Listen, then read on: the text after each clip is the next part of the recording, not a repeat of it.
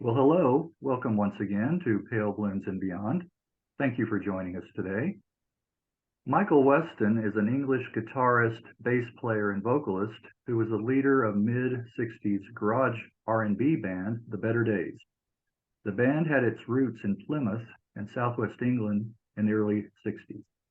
The Betterdays was comprised of Mike Shane Hayne on vocals, Frank Tyler drums, Richard Broczek lead guitar, Bob Pitcher keyboards and harmonica, and my guest today, Michael Weston on bass. Known for their live performances, the band was touted as the West Country's answer to the Rolling Stones. Alas, they were unfortunately overlooked at the time, becoming one of the country's best-kept secrets in the R&B arena. Many tracks were recorded by the band during the 60s, but remained unreleased at the time. That was until recently, when a couple of albums of original recordings were issued. 2018's Backlash and the Cherry Red anthology Hush Your Mouth in 2022. Well, welcome, Michael. Thanks for joining me. No problem, Greg. Well, take us back to the beginning. Talk about where you were born. Well, I was born in Penzance in Cornwall, which is in the southwest of England. Okay. Do you have some fond childhood memories growing up there? No, we moved to Plymouth when I was 2. Okay, not your memory doesn't go back quite that far. Early on, how about after you relocated to Plymouth, do you remember hearing music being played in the house? No, not really. Not really. I think it's, we're talking about 1946. Okay. So there wasn't much really available, except the news. Okay. Did either one of your parents musically inclined at all? No, my father did dabble with the piano when he was very young, but there was no piano in the house. Okay.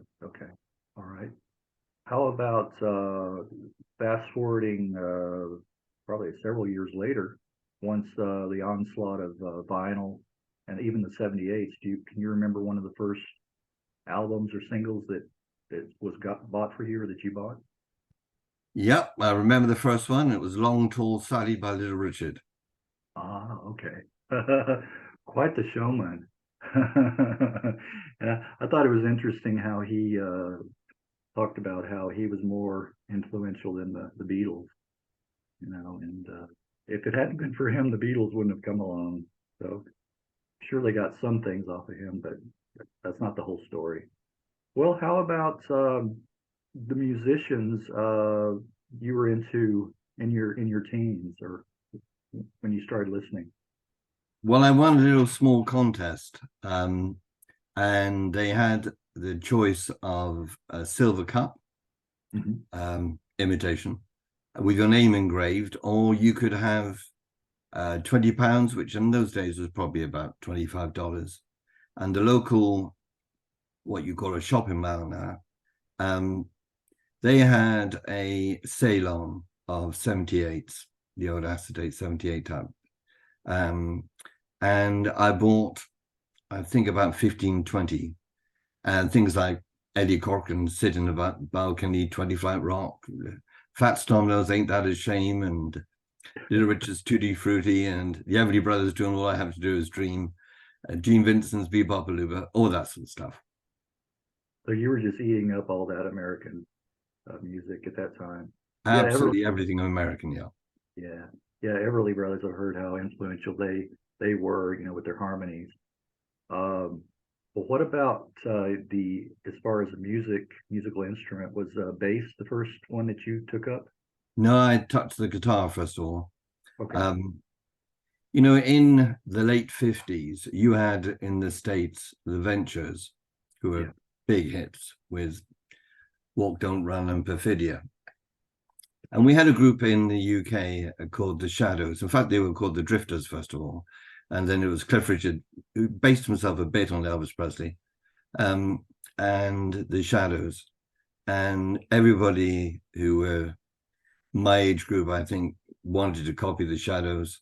So you had a choice. You learned to play the drums or rhythm guitar, bass guitar, lead guitar, and that was your choice. I got myself a guitar, but when I joined the group, I had to play bass because they had a rhythm guitarist and a lead guitarist already.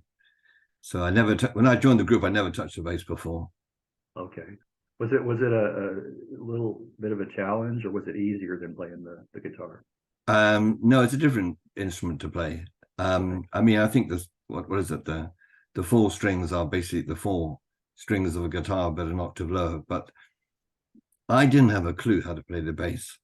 But luckily, the amplifier wasn't very loud, and the audience didn't notice. But I had to learn very quickly.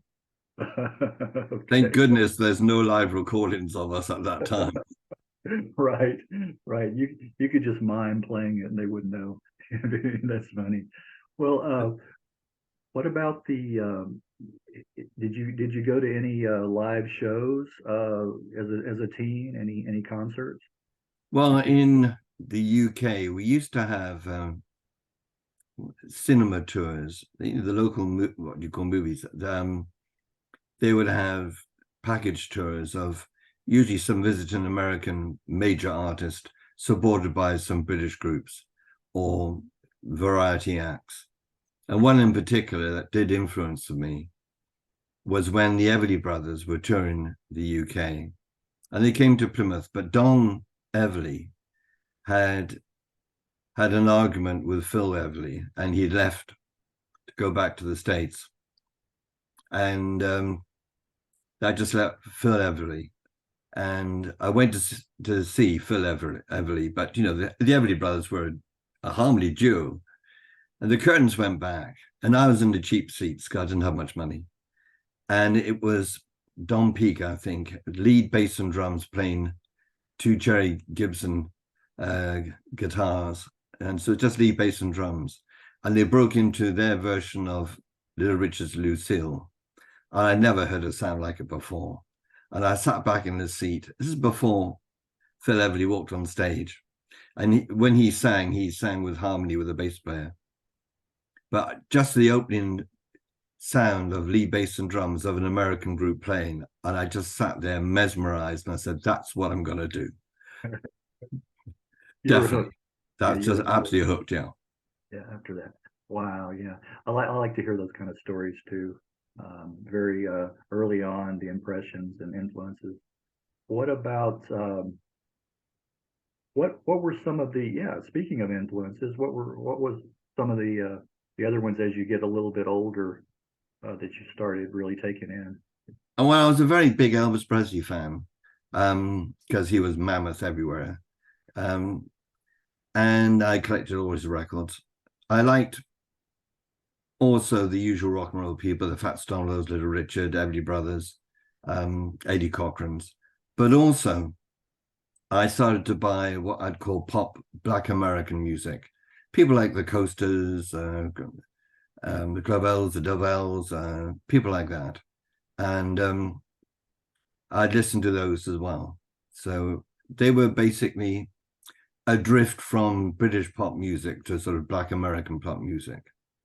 And the big revelation came when I went to see one of my friends who he was teaching me the chords to Elvis's record, My Baby Left Me. And it was during the period of that, he told me that Elvis hadn't written it. It was written by a guy called Arthur Big Boy Crudup. And that's when that changed me a bit. So I wanted to hear the originals. Right. You wanted to go to the source. Exactly. Yeah. I couldn't go to the States because it was too expensive. I was too young. But the next best thing was to go and see if I could order records. And it was very difficult to buy American blues records. Oh, was it? Okay, that's fine. Yeah. Were they very expensive or just hard to You just didn't have them. Oh, they just weren't available.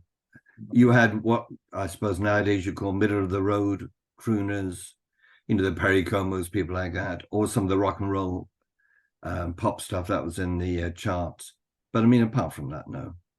Yeah. So luckily, when I went down to a small music shop in Plymouth to change my guitar, in there was a jazz fanatic, I'd call him. You wouldn't mind me saying that. No. Rhythm and blues was part of jazz. Yeah. And he was a big jazz fan. And he said to me, I can get you the Chess Checker label imports from Chicago. Mm. And that's when I bought, I think, A Dozen Berries by Chuck Berry, and then Howlin' Wolf, Jimmy Reed, and a whole host of others.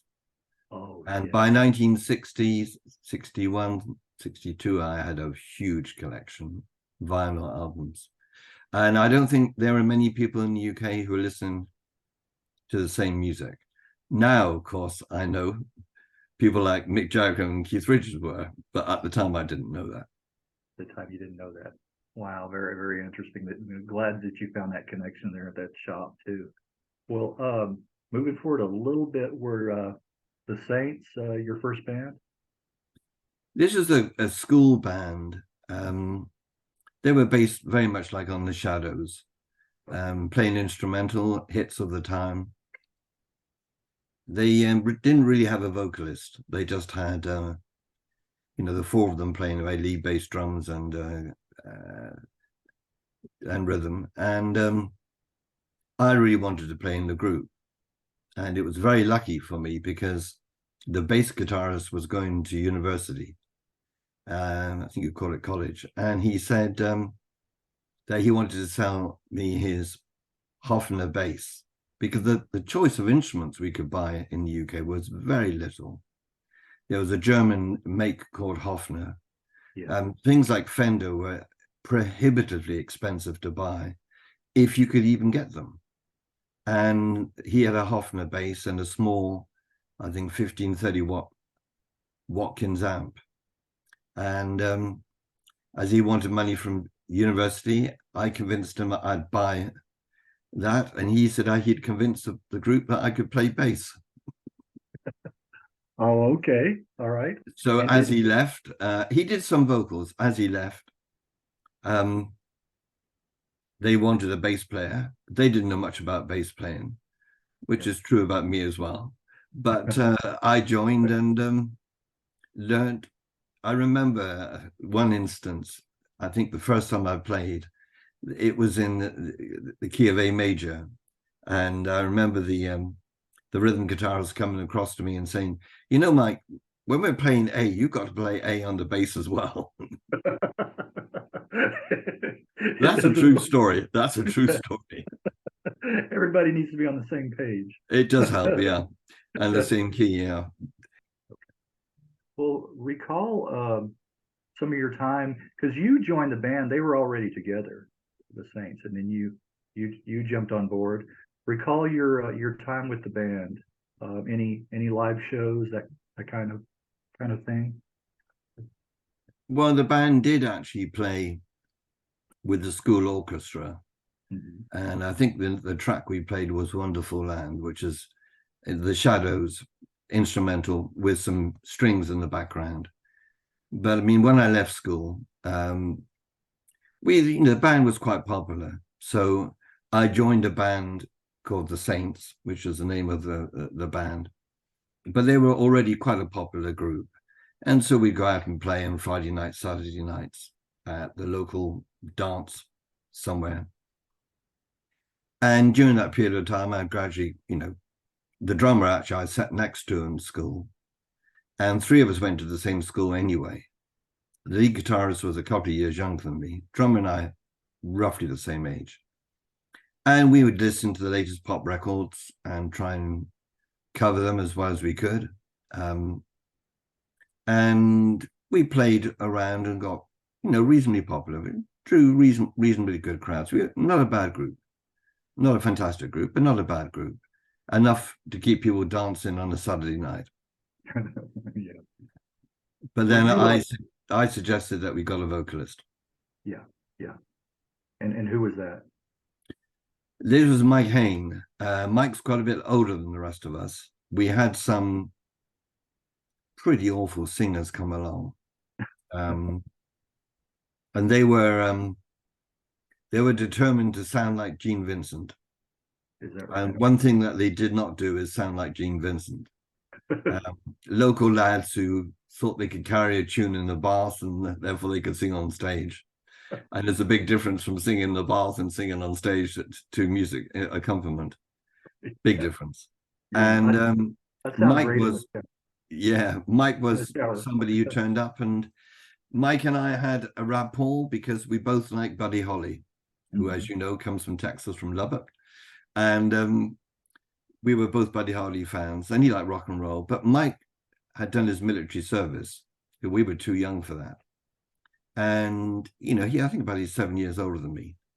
So, and he knew about rock and roll because he'd been a teenager when I was much younger. And, you know, we shared very similar musical tastes. So we did as a,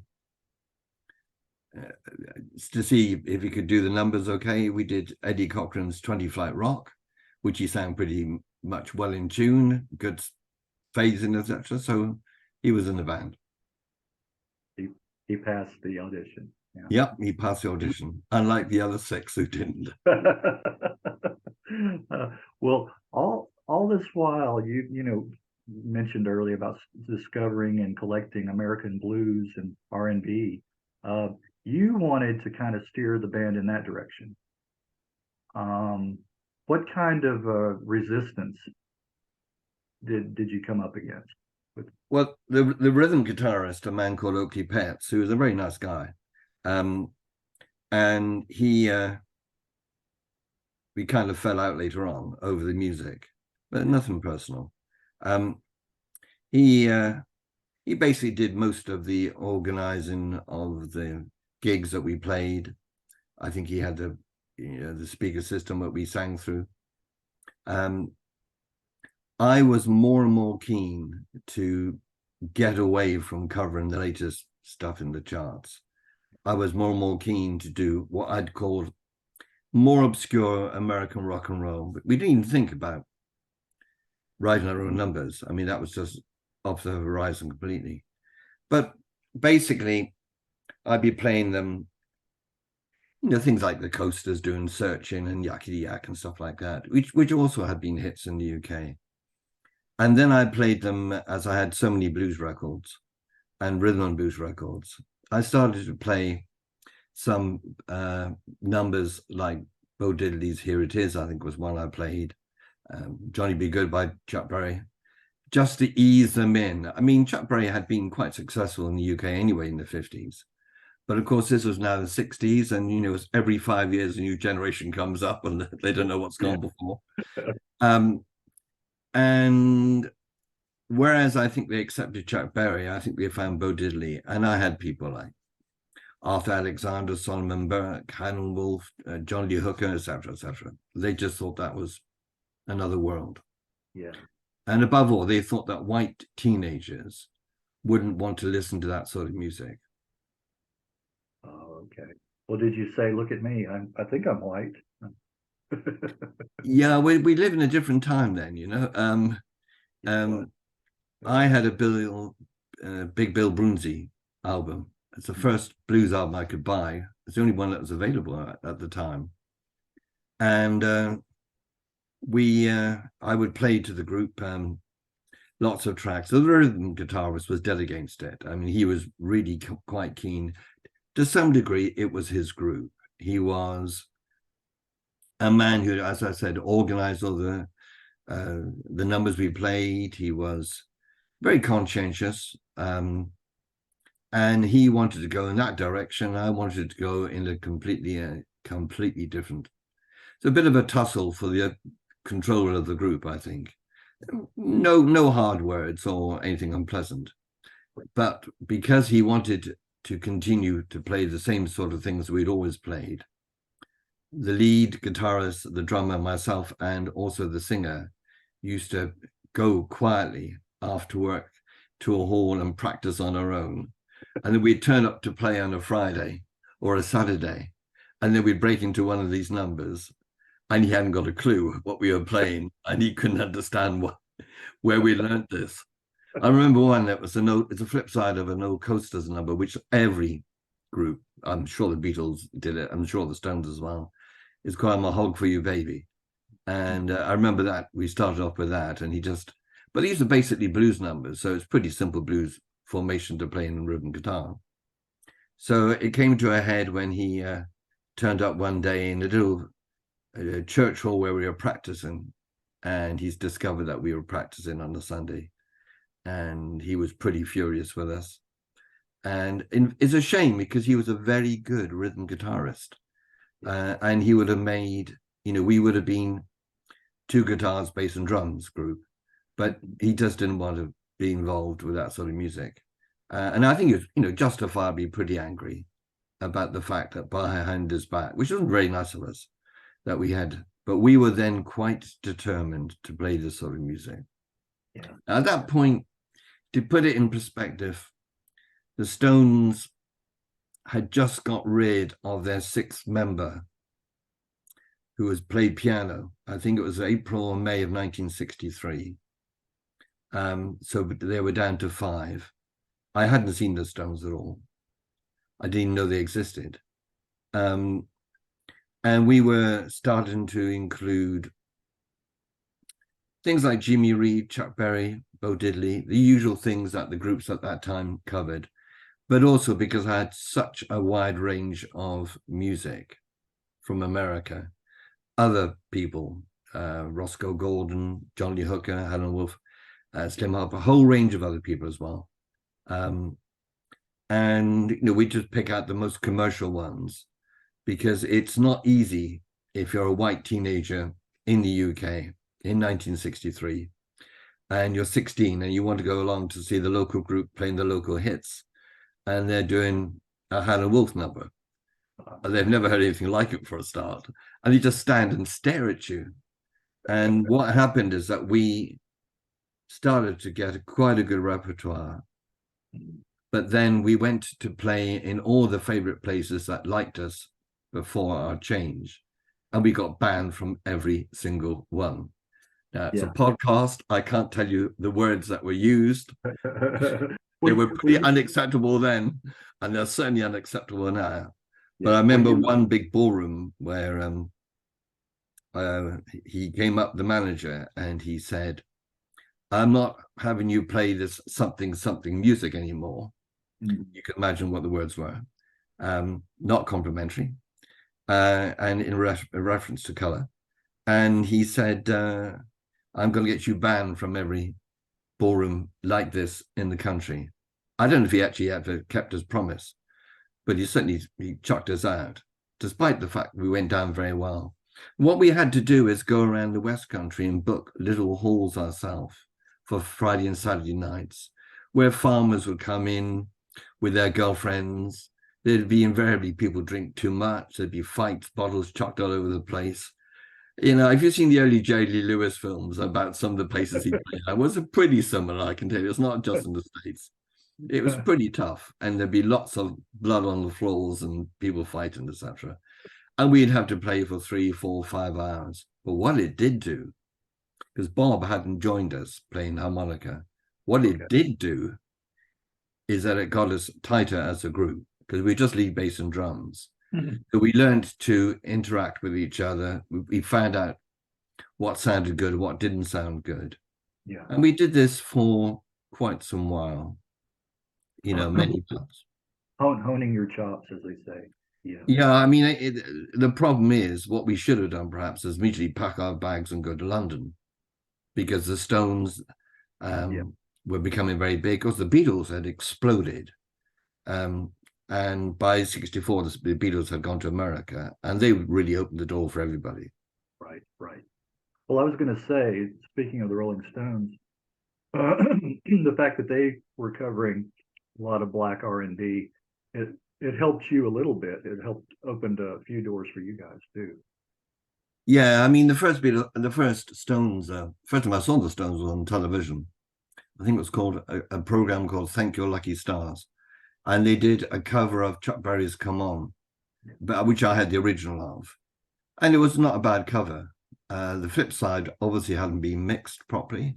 At least it didn't sound that like to me. And Bill Wynham confirms that in his book, that the record engineer said, "Do you want the flip side mixed?" And they said no.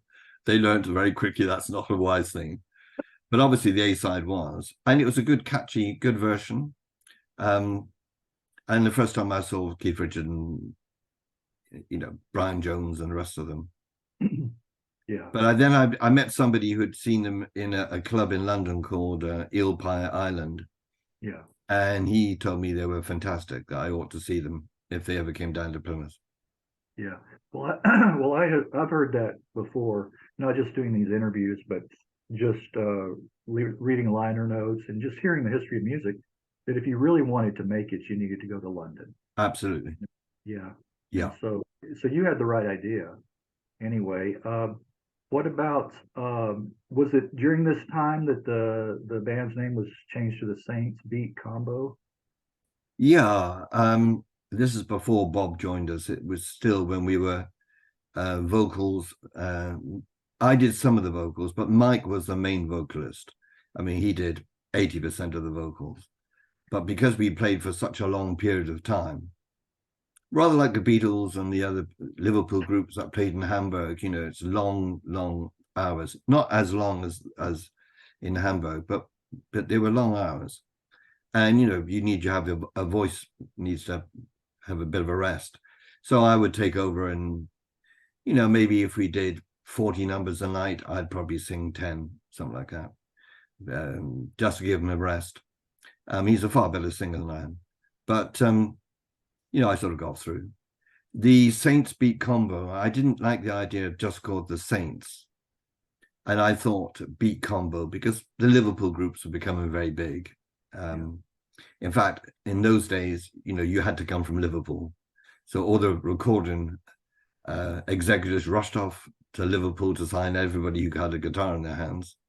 And you had Jerry the Pacemakers and the Searchers and the Big Three and the Beatles and lots of other people. And after a while, we thought the Saints Beat Combo was a bit flat.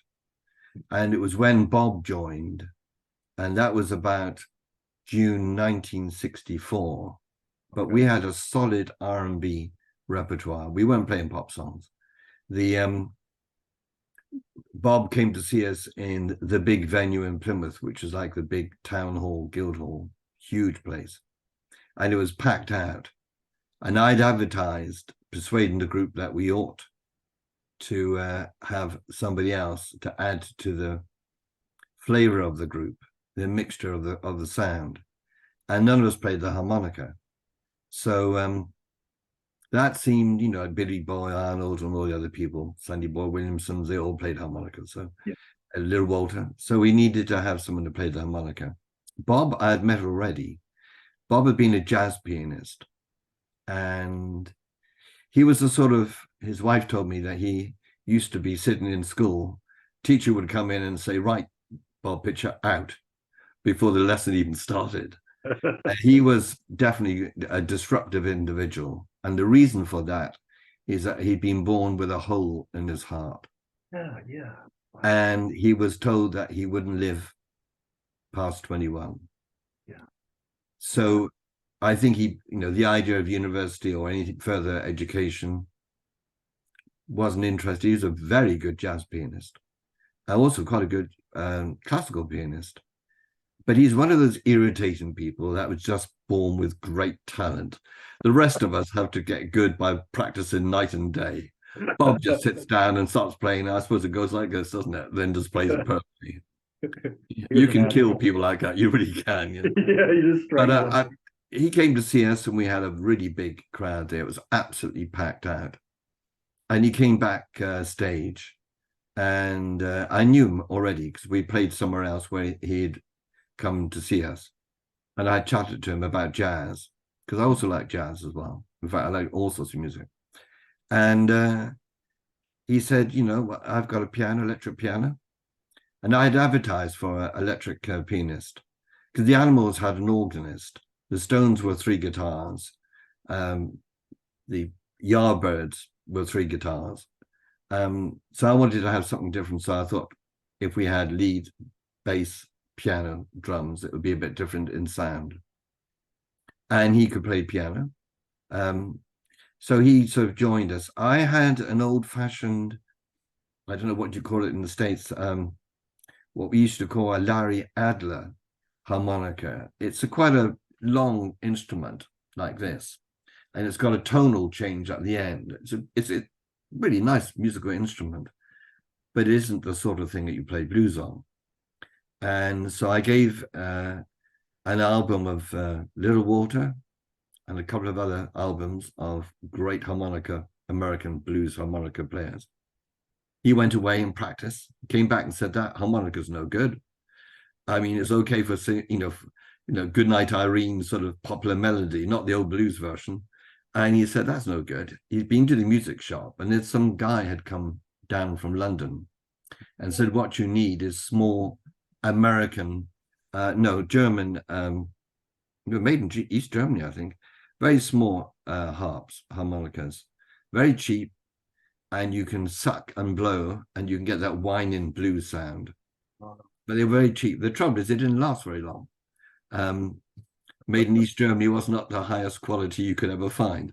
So, and of course, as you know, if you're playing in E in the blues, the harmonica's got to play a fourth above in A. Right. So we had to learn to do that properly. And he started to come back after a couple of weeks practicing, and I just couldn't believe it. I couldn't believe how somebody could learn an instrument that quickly. And then he started to become the main attraction in the group, because we played at one club and his electric piano just broke down, and it used to make pops and whistles and cracks all over the place. It sounded awful, and it broke down. So he picked up a microphone with a harmonica, and he just jumped around the stage making a fool of himself. And everybody who was sitting down, not particularly interested, all came to the front. And I thought, missing ingredient. There you go. He was a showman, definitely. Definitely. Terrific showman. Wow. Yeah, that was that ingredient that you might have been missing. There you go. When you make a cake, yeah, you just need that extra bit, yeah. Yeah, in the mix, right? Well, so you did find out, yeah, and unfortunately he would leave the band a little while later to have that operation on his heart like that. Well, when did the band's name change to the Betterdays? Well, Bob thought that the Saints Beat Combo name was a bit flat. Okay. And I said, okay. And he came up with a couple of names, but I had a Sonny Terry and Brownie McGee folk blues duo album, and there's a song there called There'll Be Better Days. And so I said to him, what about Better Days? Yeah. And a bit of resistance initially, but it caught on. And so therefore the adverts for the local gigs that we were playing at said Better Days, formerly the Saints Beat Combo. And suddenly we had come back from playing around the village halls before Bob had joined us. And we'd started to play in an old, well, we call it traditional jazz, which is basically Louis Armstrong type stuff. It was very popular with students in those days in England. And that was a big craze for 2 or 3, 4 years. That craze had disappeared. And there was an old club on the Barbican, very near the Mayflower Steps, famous for its ship that went off to America with the Pilgrims. And it was, there's a tire shop underneath, and you had to go up these very steep incline steps to get to the top. It was a long hall with fishing nets, very dusty, and a small stage at the very end. Incredibly dangerous, I think, in terms of fire and hazard. Nobody seemed to care too much about those things in those days. And we did an interview, and we did, for the club owners, we played Billy Boy Arnold's I Wish You Would, Bo Diddley's Roadrunner, and Baby What You Want Me to Do by Jimmy Reed. And they said, okay, you can play. And we started on a Wednesday night. This is before Bob. And 4 people came in to listen to us. But the real reason is that it was lashing down with rain outside. And they came in to shelter from the rain. But then one of them knew some art students at the local college. And so about 2 weeks later, all these bohemian, I suppose you call them hippie types, came down to have a listen because they'd never heard anything like it. And suddenly it changed. Suddenly people came and they taught their friends. And then some French students came in as well who reckoned that we'd cause a revolution if we went to France. They went mad. I mean, they really liked the very sort of loud pounding sort of stuff. And bit by bit, then Bob joined. And we already established a following at the Key Club. Yeah, and then I was going to ask you about that. What about all the screaming girls at the Key Club? I think the first time was at the Guildhall, where we came back with Bob. And I think, if you watch the Beatles at the time, the fashion at the time, the girls screamed at groups, etc., and the Beatles in particular. And we came on stage and there were 2 groups supporting us. And we were top of the bill. And we were halfway through the first number when one girl started to scream. Bob danced around playing the harmonica. He was 6 foot tall plus. And I like Michael Jackson on his feet, incredibly deft. It's unbelievable. Tall, lanky sort of individual, but really a great dancer. And nobody danced on stage. I mean, you just didn't see groups do that. And one girl screamed. And then one girl screamed, 3 girls screamed, and then they all screamed. And after that, the screaming. And then it started to get quite out of hand because people's emotions get aroused and they get a bit excited. Is the nice English understatement. Rushing the stage and getting really, really wild.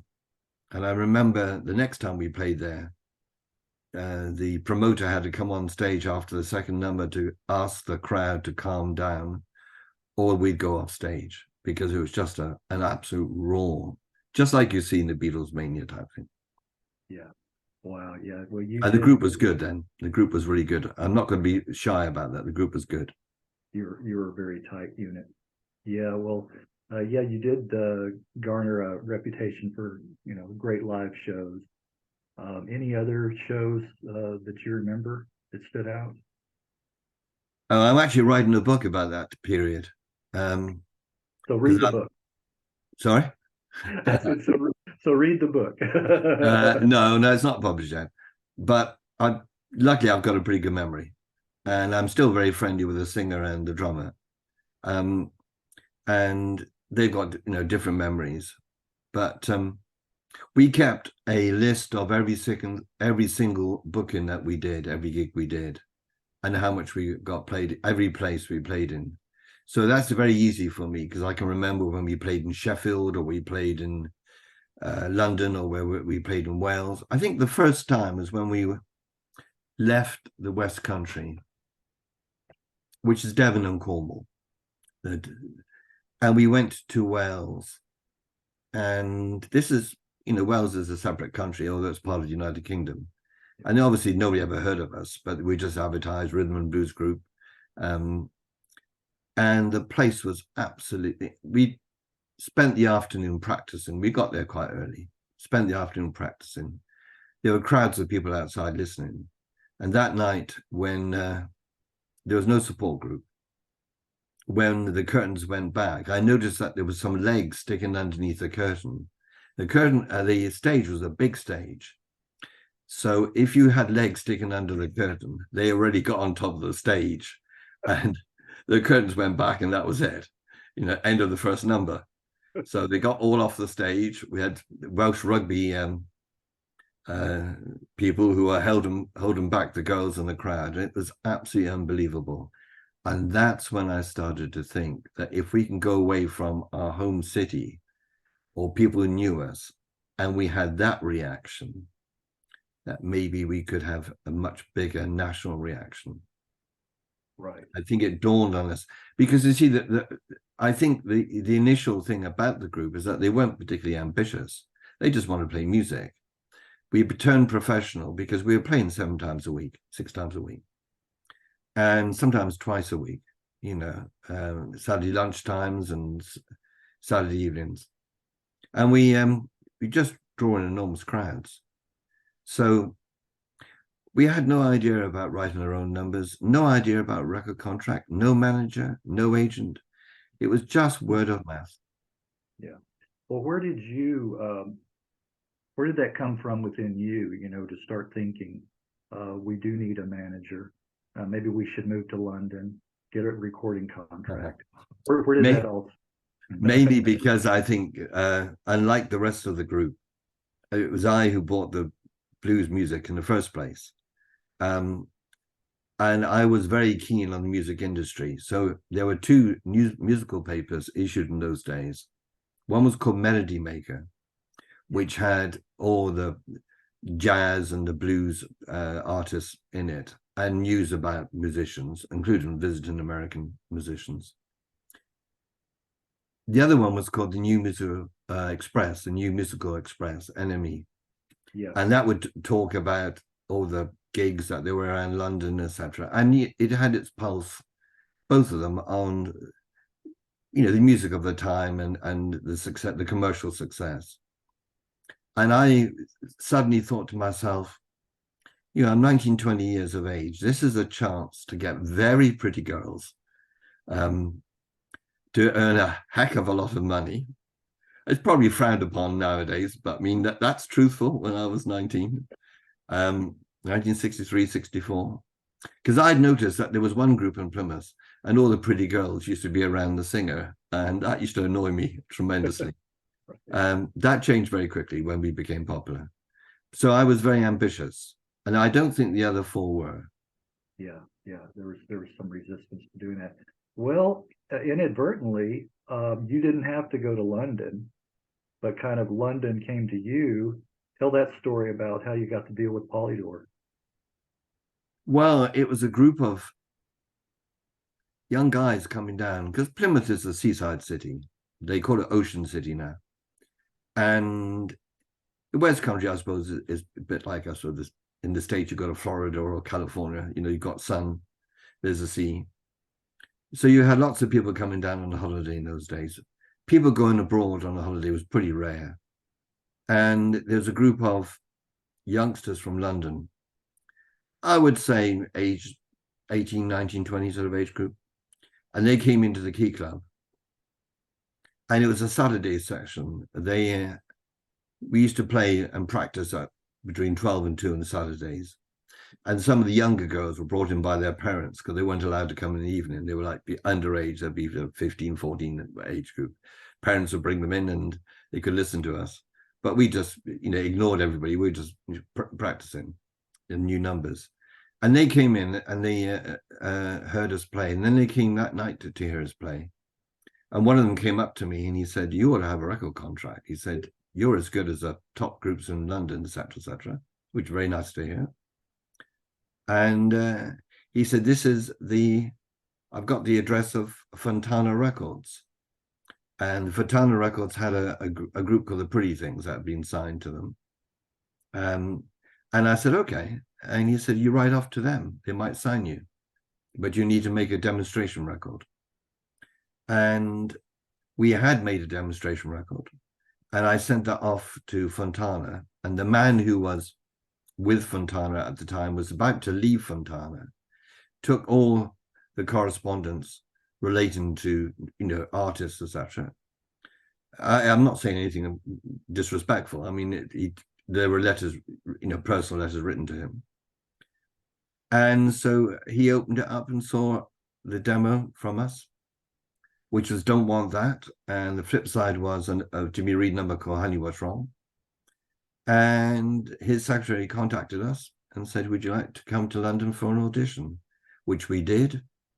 We played him 3 numbers. And before we even finished the third, he said, I'll sign you. He liked what he heard. Yeah. Immediately, yeah. Did you tell the other members, see, I told you so? We needed to go to Oh, London. yeah, they heard it a few times. They knew If they heard it a few times then, they've heard it a few times since, I can tell you. There's a time, there's a great Shakespeare line, not good for a podcast. Great Shakespeare line. Times in the affairs of men, when taken at the flood, lead on to fortune. And it's so true. Oh, The door opens, you walk through it. yes, very good, very true. Yeah, it's all about the timing. Yeah, yeah, exactly. Very good. Well, you were able to record your first single on Polydor, which you mentioned. Don't want that. With the B side, Here 'Tis. And then it was released in September '65. That's right. Really, we got our record contract 1 year too late. Okay, okay. Because music trends were beginning to change. Right, right. The blues boom, yeah, kind of, yeah, started to go, yeah. The blues. Yeah, I mean, it was basically 63, 64, 65. Yeah. 66 started to change quite a lot. And then 67, you had the influence of the San Francisco groups and everything else. Right, right. Flower power and all that. Yeah. Well, it sold out. I mean, it did real well. The single, it sold out quickly in the West Country and the North, and critics liked it as well.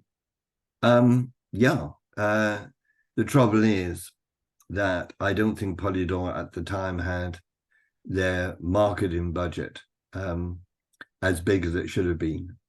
Yeah. And I talked to one of the Polydor executives 30 years later, and he was a heck of a nice guy. And this is how an EP called Hell of the Streets was released, which went into the charts and the indie charts in Berlin in the early 1990s. Yeah, yeah. And he said he was then, we think, at least I think, he was the man that came in with the coffee biscuits and chocolate biscuits. And he, I think, is the same guy who turned out to be European marketing director 30 years later. I mean, it's a small world. Yeah, isn't it? Isn't it? It really is. And I think doing these interviews too, I found out how very small it is. All the connections that I find, it really is. It makes everything a lot smaller. Well, did you feel though, if with the right promotion backing, that might have helped put you on the map in the music industry? Well, that's a difficult one for me to answer. If you listen to Backlash and you look at the, which Backlash is basically what we played live in 1963, 64. It's really our exceptional one or two numbers. It's more or less the album that we would have recorded in, say, 64. Okay. If you look and what the critics say about Backlash, and it went into the sort of radio charts here in the top 40 when it was issued. I think it climbed to about number 30. But, you know, for a group of the 1960s right. to get in the radio charts, in the plays charts, in the top 40 is something most people never heard of us, you know, 50 years later, not with much promotion. And we had terrific critics acclaim and praise to us, saying, you know, why didn't this group make it? You know, this, you know, and anybody wants to look at what the critics say, you can see the answer to that question. Lots of people think that we should have been not the same as the Beatles or the Stones, realistically, but perhaps pretty big group. Yeah. Yeah. You see, if you don't record at the right time, if you've got no manager and no agent and no recording contract, right, then its future's pretty bleak. Right. Well, we talked a little bit about Bob Pitcher having to go for open heart surgery, and then Mike Hayne. Why did Mike leave? Well, Bob went for open heart surgery. He was, I think, the second person who had open heart surgery.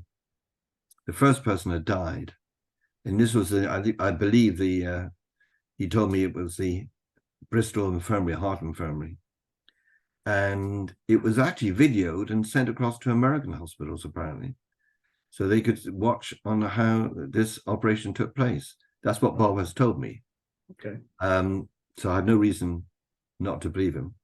And the operation was successful.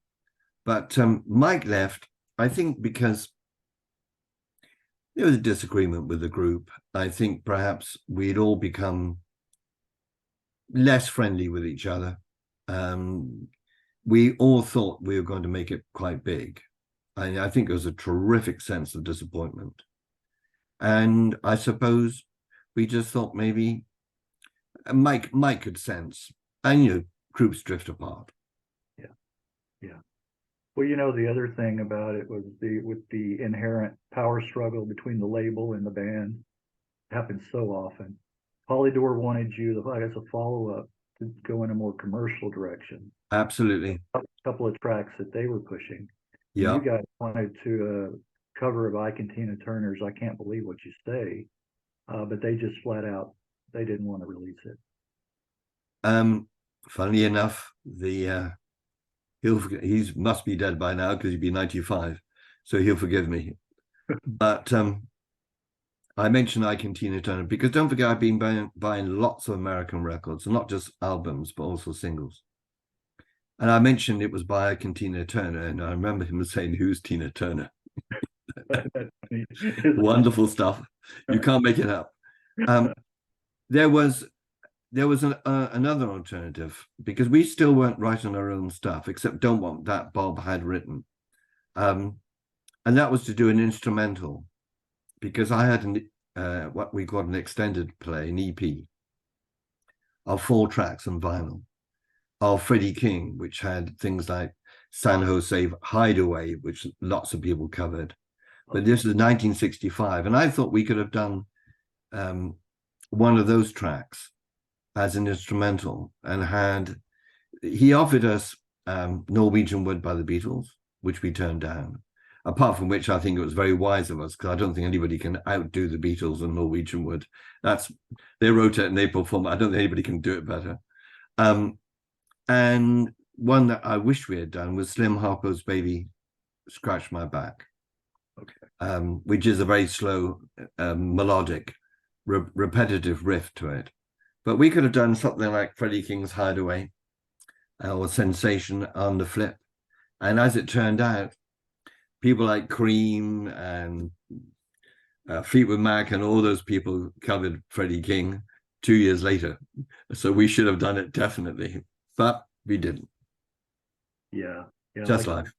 I know it isn't, and the timing once again too.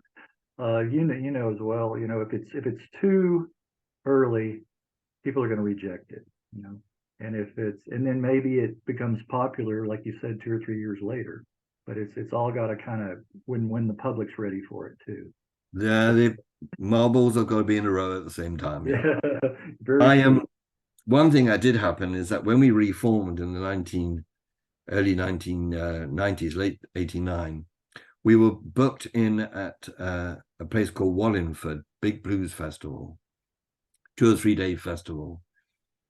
And this is the same, exactly the same lineup, same people, same personnel, but we had jobs now, proper paying jobs, as my father would say.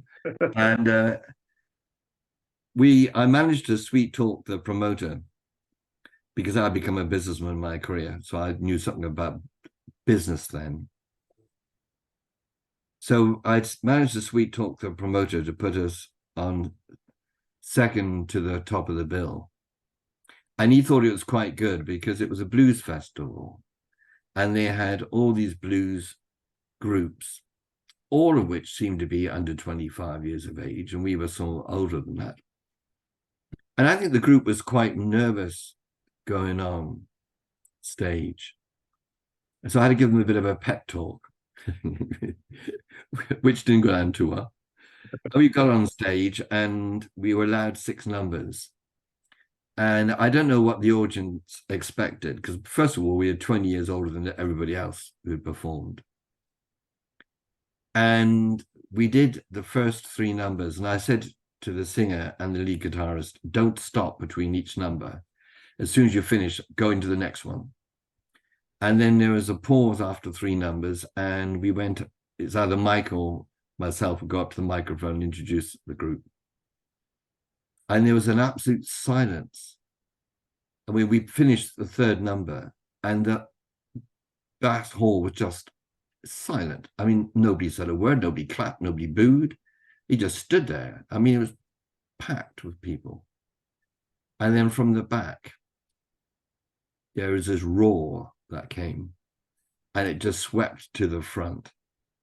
And I turned around to the group, and the drummer still remembers this, and I said, "We still got it." Yeah. And then we played 3 more numbers, and the local newspaper wrote about it and said, "We wiped the floor of the whole thing, you know. Congratulations, you stole the complete show." We went upstairs, and there were some of the younger musicians there who looked at, and their girlfriends who looked at us with real venom. I mean, you know, they would have really attacked us if they could. Biggest compliment you can get, because you could hear the crowd just shout more and more. And it went on to a point where, and I'm not egging to put in, it just went embarrassing, you know, and the promoter wouldn't let us go back on again. And the crowd just kept on screaming more and more and more. And it just went on. Well, it seemed to go on for hours. It didn't. It probably went on for about 15, 20 minutes. But that's a long time for an audience to keep shouting. And of course, the local paper wrote all about it. Yeah. So it's in print, so nobody can say I've exaggerated. You didn't make that up. Yeah, well, that's interesting. I think that shows a lot of respect to be quiet, you know, because maybe the audience is thinking they're not done. You know, maybe there's some more notes that they're going to play. You know, it's not so much thinking that it didn't come across or hit the audience. They don't appreciate it. It's just they're anticipating maybe there's more music, you know, and that's a great story. That's a great story. Well, yeah, you helped. I mean, you were a driving force, you know, for the band, the leader. I mean, and with the couple of the EPs in the early '90s, you mentioned Howl of the Streets and Down on the Waterfront. I think that helped generate, well, you know, some more interest in the band. And then the compilation, which was No Concessions, 94. I think that really got a lot of interest. It seems to, you know, and talk about what kind of reactions you got from the Yeah, I think a lot of people were surprised that, you know, most artists, when they start off with one particular genre of music, they tend to change. Yeah. I mean, if you listen to the Beatles, you know, first album, depending which side of the water you're on, but basically, you know, they're playing, you know, stuff like, you know, A Taste of Honey and things like that. I think listen to Sgt. Pepper, and it's almost like a different group. Yeah. Whereas I think, and the same with, to some degree, with the Stones. I mean, the later records are not covers of R&B records and blues records, obscure blues records. Right. But for us, I think we were an R&B group. And I think one of the things that we tried to do is, because we never thought about, which I look back and think is a big mistake, because we could have, writing our own numbers, because if you look at the first Stones album, the first Beatles album, there's a tremendous amount of covers there. Yeah. And therefore that was normal for us. So when I got the group together again, we played once. In fact, I was quite reluctant to play with the group in 1989, 1990, but I was convinced by the drummer. Yeah. And we played in Plymouth, and I thought nobody would turn up. And the place was sold out within 10 minutes, sort of thing. It was ridiculous. Well, Mike, talk a little bit about that. Was everybody on board right from the beginning when you started? Yeah, except me. Okay. I was the one that needed persuading. Okay. Because I just thought we were middle-aged guys, you know, with kids, mortgages and things, you know. I mean, who's going to come and see us? We weren't world famous or anything.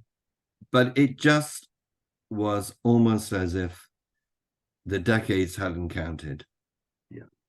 You know, they just came out in their droves to see us.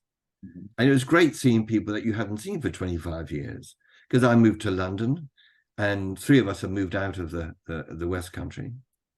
So people came up and said, "Do you remember the time when you played so and so?" And I remember one man came over to me and said, he said, "Well, God," he said, "I thought you were good then." He said, "But you're better now, if anything."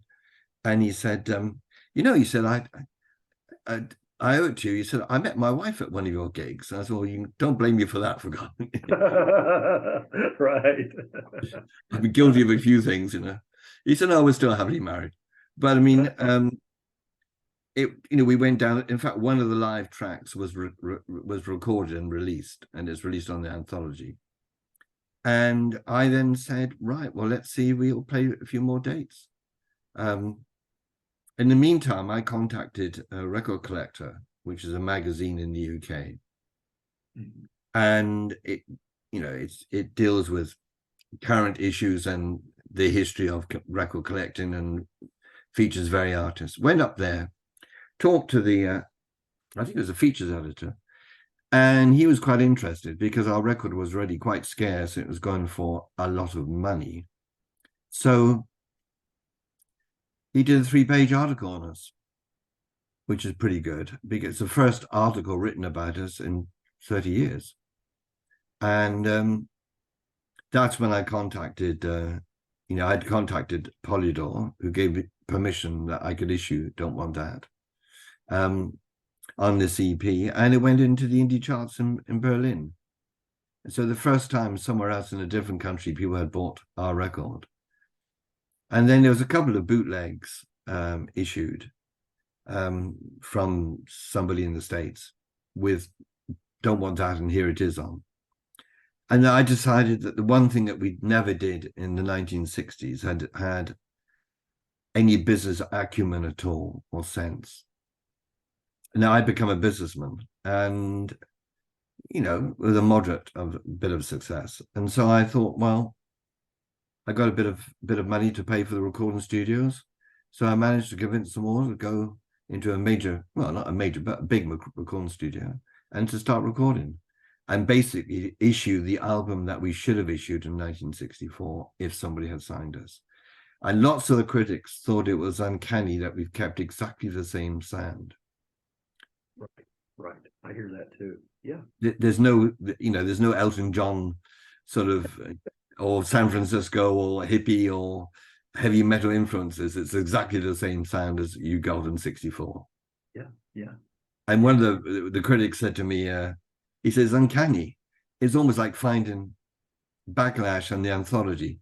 It's almost like finding an album from 1964 that was never released. It's incredible." Right. You would be hard pressed to believe that it was recorded that much later. Lots of people thought it was recorded in 64. And obviously you can't lie. You have to tell them the truth. Yeah. But I was very tempted, to keep tongue in cheek and not tell them. But I was really impressed because my idea, I never thought I'd signed a record contract with Cherry Red or anybody else. I never thought we'd have CDs out. The idea was just to record, to do 100 vinyl albums to sell to local people who saw us play for the first time, and just record that. I never thought we'd get into the charts in the top 40 radio charts or in the Berlin charts or, I didn't think any of it. I never thought I'd be talking to someone like your good self and having signed with Cherry Red and an anthology of 48 tracks of us is coming out, Right. Some of the live, I discovered there were 20 tracks issued from somebody recorded us live in August 1964. Well, it's a little small tape recorder with a very small, cheap mic, and you can't issue them because there's nothing on there. But 6 of the tracks are on anthology because I discovered a terrific recording engineer technician, and I gave him the tracks and he managed to get 6 of them out to be listenable quality, and you can hear what it's actually like. It's not studio quality, but it's still, you can hear it quite clearly, and you can hear what the music sounds. And there's not that much stuff available from 1964 which is live of anybody. And so he did a pretty clean up job, but it was put to me the other day by somebody else, a guy in San Francisco who rang me up who's a son of a friend of mine. And we were talking about music, and he said to me, with AI, it's quite possible in 2, 3, 4 years' time, they can listen to that tape, the live tape, and get out on that tape exactly what's on, including the rhythm guitar, and reproduce it without not adding anything to it. So you would have 14, 16 live tracks at the Key Club with fantastic quality. Yeah. So I thought that was incredible, Well, whether they can do it or not, we have to wait and see. Speaking of, have you listened to the Beatles' new track? Yeah. Yeah. Well, it's a good example, isn't it? Yeah, exactly. What they can do, like you said, with the technology.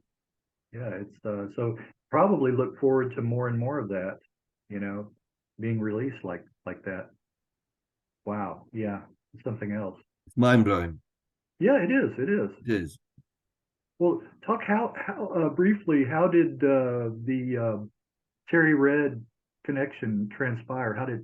Were you contacted by somebody there, or did you contact them, or what happened? There was a guy who had his own label called 10th Planet. Okay. And he got one track out on that album. Basically, there was a label that we recorded for,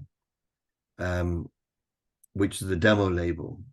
And the Stones had been playing there, and the Kinks, and David Bowie, and people like that. And it was called the Oak label, and it's a green turquoise label. And all the famous artists, including not so famous ones like us, went along to record there in 63 and 64. And he decided to issue basically a double vinyl album on 10th Planet, just with the Oak label of all these artists. And we got one number on that album.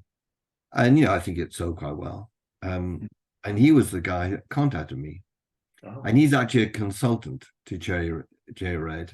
And he sort of manages the consultancy side of Grapefruit. And he rang me out of the blue and said, we'd like to have a rhythm and blues group on the label. What about it? It was, a bit of a surprise. Mm-hmm. And I think they've done a very good job. The packaging looks very nice. The booklet is very informative about the group. It is. And, definitely with your, content and your recollections thrown in there. Yeah, they do a great job. Their packaging is really good, isn't it? It's good value for money. Yeah, absolutely. It really is. Yeah. Well, let me ask you, what are some of your favorite or tracks that are special to you off of the compilation that you really love, I guess. I think the poppiest one, which is Cracking Up. But what we tried to do is not to do, the Beatles and the Stones, brilliant groups though they are, they really try and reproduce exactly the same sound as the original. Where we were different, we tried to give our own arrangement to those numbers. So we would take a number like Bo Diddley's Cracking Up, which I think got into Billboard top 20 anyway, years and years ago, and give a completely different arrangement to it. So it didn't sound like the original. Now, looking back, if you can do that, then why not write your own number in the first place? It's common sense, but we never even thought of it. There's only 2 tracks that we've ever written. Bob wrote Don't Want That, and I wrote Working Man, which is on the anthology. You'll see Weston written after it. Yeah, I like Too Much Monkey Business. Talking about doing your own version, I like that. The piano on that is just great. Well, and the tempo. I'll tell you something about that. Mike, the singer, said that's too fast, and we said, no. Well, suck it and see. You just have to sing fast enough. That piano solo isn't a piano solo. It's basically the tracking back, because I helped to do the mixing of the album. It's basically a tracking track. And I didn't want to have 2 guitar solos. So I looked around on the 24 track because it was in the 1990s, and I heard Bob's tracking piano. So I thought that's good enough for a solo. So we made it a solo. Oh, Bob was amazed to hear that. It's good. Yeah, it is. It is. It's great. It's great. Yeah. I mean, tickling the ivories. That's what as they say. Yeah. Well, there was several on there that are just, really standouts to me. I've always loved Boom Boom, every cover of that. But you guys cover is really, really stands out. Like that one. Hello, Josephine, another one. I Can Tell. Oh, I sing I Can Tell. Yeah, yeah. I I Can tell Tell. you, I don't mean to take Mike's position as a singer. It's just that we'd recorded these in the early 1990s, and I kept the reel-to-reel 2-inch tapes. And eventually we had to, I decided to make an album of them. And we're very lucky because the oxide starts to corrode. Yeah, So if I waited another 6 months, that album never would have come out. We had to put it in a special oven so you tighten the oxide onto the tape. Yeah, and then you play it once and then that's it. And unfortunately with Mike's vocal, and I Can Tell, it had just been destroyed. Okay. So I thought the backing was so good, I didn't want to lose it. So I sang it. And there was a girl singer who I'd met at one of the recording sessions, because we recorded in Wales in one particular studio as well as Bristol. Great singer. And I asked her to do these sort of harmonies, and she came up to London to do them. Okay. Professional singer, songwriter, walked into the studio the night before. I'd play her, the song on, because I play rhythm guitar now as well as I play rhythm guitar or second guitar on about 6 or 8 of the Backlash tracks or the anthology tracks. And the I don't play lead guitar. I play the opening rhythm guitar and Handle for My Baby and I Can Tell, all those guitar openings on me. Because, the lead guitar is miles better guitarist than I am. And, I just played it to her once. This is how the arrangement should go. And she just sing the harmony and that was it. And we went in the studio and off she went. Yeah. That's why we got a female singing, because Bob used to do the harmonies. But Bob's, as he got older with a problem with his heart and other illnesses, his voice had gone. Okay. So there's not much you can do about that.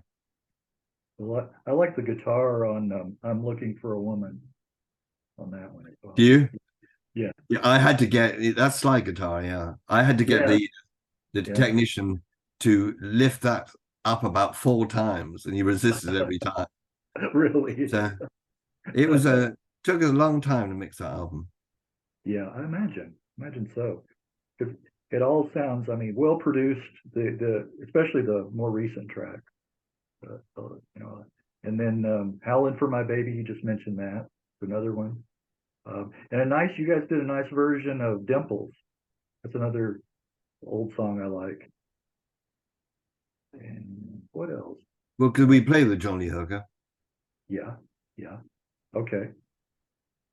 And then nice story about after you. Go ahead. No, nice story about John Lee. I don't think he liked the UK because he thought the weather was horrible. In those days, there was black and white TV, no color. Back in 1964. Now we've got all the, all the stations, but in those days. And he was in the Key Club. That's where he played. And we were backing him. We weren't the backing group to him. That's a group called the Groundhogs, but we were on the same bill. And he got there about lunchtime and he wanted a Coca-Cola, which you could only buy not in cans, but in bottles in those days. And he had a 10 bob note, which I suppose was about $5 or something like that. Mm-hmm. And he asked for a Coke. And so he was handed a Coke. And there was about, I suppose, what you'd call $4.50 change or something. And he pushed the money, the English money, back across. And he said, I don't do change, son. I don't do change. You can keep it. Young guy was delighted, absolutely delighted. And he was not a happy soul. Yeah, The weather right, was awful. right, right. I've heard stories, yeah, about John Lee Hooker. Yeah, yeah, I have heard some. Well, what's going on now, Mike, or what's on the horizon? The book. Okay, the book. Okay. And then How far are after you you, into? after you. How far, okay. How far along are you? I've done about a quarter. Okay. Because, I suddenly wake up in the middle of the night and think, oh, yes, I remember that story. That's quite good. I'm trying to make it a social commentary. I mean, some of the things that went on were just unbelievable. One of the things about the group, we never touched drugs. We hardly ever drank alcohol. I think you couldn't get drugs anyway. I mean, it didn't exist in 63. Yeah. And we didn't really like alcohol very much. So we just were enthusiastic because we were young and we just liked the music. Yeah. If you wanted stuff like that, you'd have to be in London or wherever. Right. We were, in the sticks. So, I mean, it was just not available. Bob, unfortunately, died, despite the fact that he was supposed to die at 21. He lived into his mid-70s, fathered 2 children, and he's got 3 grandchildren. And he passed away peacefully in his sleep, but into his 70s. So for the doctors to say that he was never going to survive, well, they were 50 years wrong. Right. Exactly. I had and the rest of us are still alive. Still alive, yeah. I think, on the future, I mean, if the AI is so developed in 3 years' time that I can go to some studio or send it off a USB stick or something to some Californian technician, and he can everything he said to me would be on the tape. It's just that the modern equipment can't bring it all out. Right. So when you've got Ain't That, which I'm singing on the anthology, the live track, Ain't That Loving You Baby, I'm singing that. Or Mike singing something like Dimples or Who Do You Love. You can hear the group quite play, but it's obviously not as strong as it had been recorded in the studio.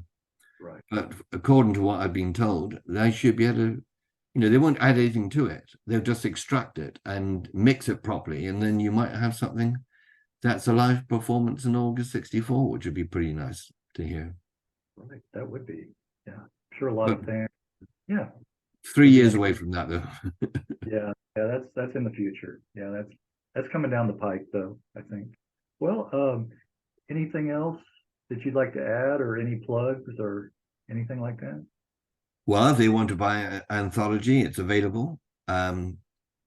It's got all our later recordings and all the 60s recordings. It's a complete record of 48 tracks by the group.